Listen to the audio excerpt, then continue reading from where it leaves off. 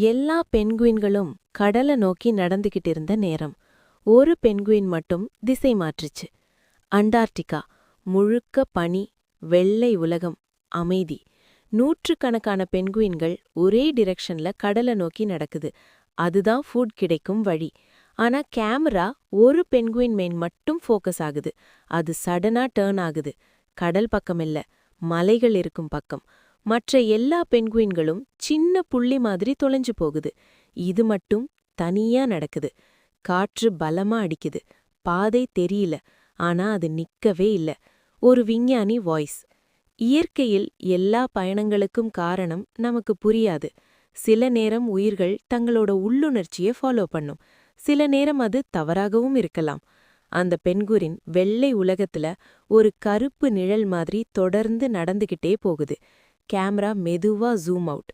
பெரிய பனி நிலம், சின்ன பென்குயின் மட்டும். வாழ்க்கையில எல்லாரும் ஒரே பாதை போவதில்லை. ஆனா இயற்கை நம்மை விட பெரிய கதை எழுதுது.